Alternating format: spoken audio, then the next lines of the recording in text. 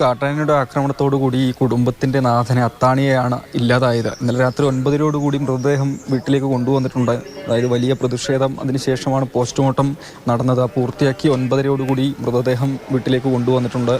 അപ്പോൾ അദ്ദേഹത്തിന്റെ മൃതദേഹത്തിൽ അന്ത്യോപചാരം അർപ്പിക്കുകയാണ്. 2 മക്കൾ, ഭാര്യ, അച്ഛനും അമ്മയും അടങ്ങുന്നതാണ് അജീഷിന്റെ കുടുംബം. അതായത് ഈ കുടുംബത്തെ മുന്നോട്ട് നയിച്ചിരുന്നത് കാർഷിക വൃത്തി ചെയ്ത് മറ്റു കൂലിത്തൊഴിലൊക്കെ ചെയ്ത് അജീഷാണ്. അപ്പോൾ അദ്ദേഹത്തിന്റെ മരണം കുടുംബത്തിനുണ്ടാക്കിയത് വലിയ.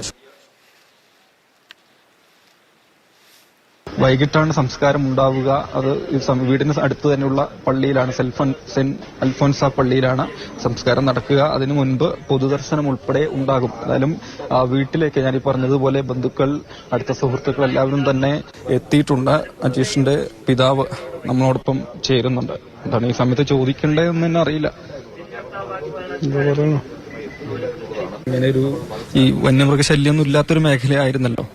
വന്യമൃഗശല്യം എന്ന് പറഞ്ഞു കഴിഞ്ഞാൽ ആന മാത്രം ഇല്ലാത്തതുണ്ടായിരുന്നുള്ളൂ. ബാക്കിയെല്ലാം കഴിഞ്ഞ കൊല്ലം ഒരു മാസക്കാലം ഇവിടെ കടുവ കളിച്ചത്. പിന്നെ മാന്, മോല്, പന്നി എല്ലാ മൃഗങ്ങളും ഉണ്ട്. ജനങ്ങൾക്ക് ജീവിക്കാൻ മാർഗമില്ലാത്ത കോലമായിട്ടുണ്ട്. ഈ ആന ഇപ്പോൾ എന്ന് പറഞ്ഞാൽ ഇതിപ്പം ബന്ദിപ്പൂരിൽ 4-ാം നാളുണ്ടായിരുന്ന ആന ഫോറസ്റ്റുകാർക്ക് യാതൊരു ഉത്തരവാദിത്തമില്ലാതെ കളിച്ചതാണ്. അങ്ങനെ കയറിയിട്ട് വന്നപ്പോൾ ഈ ഫോറസ്റ്റുകാർ വേറെ ആൾക്കാർ ഓടിച്ചു വിടുകയല്ലാണ്ട് പിന്നെ ഫോറസ്റ്റുകാർ ഇതിന് ബന്ധപ്പെട്ടിട്ടില്ലായിരുന്നു. ഇതിലെ 3 വലിയ വണ്ടിയും ഒരു 5-6 ജീപ്പും പോലീസുകാർ തന്നെ പോയി.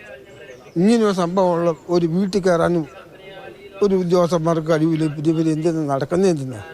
ഇവർ ആരോഗ്യം നടക്കുന്ന കൃഷിക്കാരാകാൻ, ജനങ്ങളെ നോക്കാനോ അതേ ഉദ്യോഗസ്ഥന്മാരാകാൻ, ഫോറസ്റ്റുകാരാകാനോ? ജനങ്ങളെ ഇഞ്ചിഞ്ചായിട്ട് കൊല്ലാൻ വേണ്ടിക്കൊണ്ടാണ് ഇവരുടെ പരിപാടി, വേറെ ഒന്നുമല്ല. എന്താ ചെയ്യുന്നത്? ഇപ്പോൾ ഇവിടുന്ന് ഒരാൾ പോയി, എൻ്റെ മോനാ പോയത്. പക്ഷെ ഞാൻ ഫോറസ്റ്റ് ജീപ്പിന് ഇതറിഞ്ഞ് ഞാൻ കൈ കാണിച്ചാണ്. അവർ നിർത്താത്തത് എൻ്റെ അവരുടെ ഏറ്റവും വലിയ നേട്ടമാണ്. എൻ്റെ കൊച്ചു പോയപ്പോൾ അവനെ തട്ടിക്കഴിയുമ്പോൾ ഇവർക്ക് ചൂടുണ്ടാവില്ല. ആന ചത്തിട്ട് ഇവർ ഒച്ചപ്പാണ്ടാക്കി. ഒരു മനുഷ്യൻ ചത്ത ഒരു മനുഷ്യൻ്റെ ജീവന് പോലും വിലയില്ല. പിന്നെ എന്താ ഇവർ? ഒന്നാമത്തെ കാര്യം, നമ്മുടെ മന്ത്രിയാണ് ഏറ്റവും വലിയ തെറ്റ് ചെയ്തേക്കണം. മന്ത്രി എന്തെല്ലാം വാക്കാ പറഞ്ഞേക്കുന്നത്? വന്യമൃഗത്തിൻ്റെ വോട്ട് കൊണ്ടല്ല മന്ത്രി കയറിപ്പോയെന്ന് കൂടി മന്ത്രി ചിന്തിക്കണം. സാധാരണക്കാരെ ജനത്തിൻ്റെ വോട്ട് കൊണ്ട് കയറിപ്പോയതാ.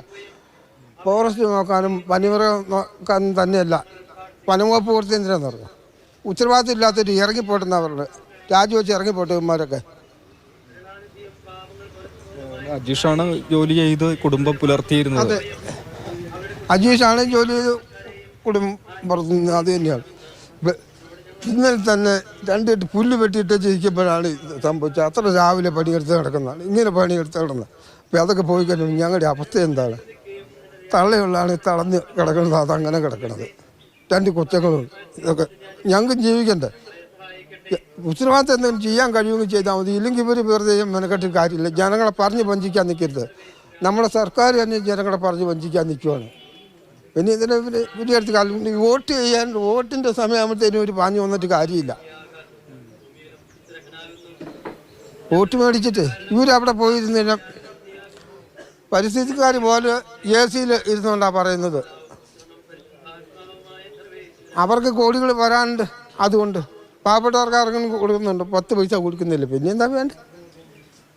ഇതിക്കുള്ളതെന്നല്ല. ഇവിടെ ഇപ്പോൾ കൃഷി ചെയ്യാൻ പറ്റില്ല. ഒരു സാധനം കൃഷി ചെയ്ത് നട്ട് തിന്നാൻ പറ്റാത്ത പോലെ ആയിട്ടുണ്ട് വന്യമൃഗത്തിൻ്റെ ശല്യം കൊണ്ട്. ഒരു ഓന്തിനെ കൊന്നു കഴിഞ്ഞാൽ ഇവർ അകത്താക്കും, ഫോറസ്റ്റുകാരകത്താക്കും. ഒരു മനുഷ്യൻ ചത്തിട്ട് ഇവർ കയറി വരുന്നുണ്ട്. ആ കുടുംബത്തിൽ എന്താ സംഭവിച്ചെന്ന് തിരക്കാൻ ഇവർ വരുന്നുണ്ടോ? ഇവർക്ക് ശമ്പളം മതി. ഒരു കടുവേനെ പിടിച്ചോണ്ട് ഇവിടുന്ന് അപ്പുറം കൊണ്ട് വിട്ട് കഴിഞ്ഞാൽ 15 കോടി രൂപ കിട്ടും. ഒരു ആനേനെ മൈക്കോടി വെച്ച് കൊണ്ട് വിട്ട് കഴിഞ്ഞാൽ അതിന് പൈസ ഇവർക്കുണ്ട്. ഇവർ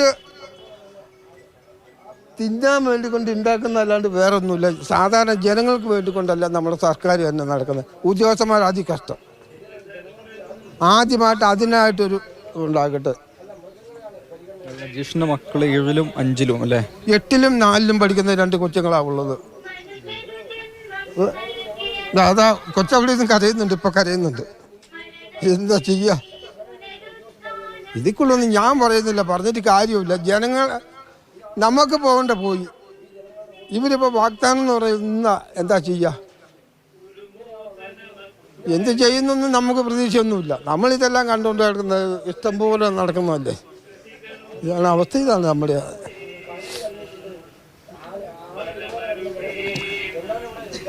അതായത് മരണപ്പെട്ട അജീഷിന്റെ പിതാവിന്റെ പ്രതികരണമാണ് കേട്ടത്. അദ്ദേഹത്തിന്റെ വാക്കുകളിലെല്ലാം ഉണ്ട്. അതിൽ കൂടുതലൊന്നും നമ്മൾ കൂട്ടിച്ചേർക്കേണ്ടതായിട്ടില്ല.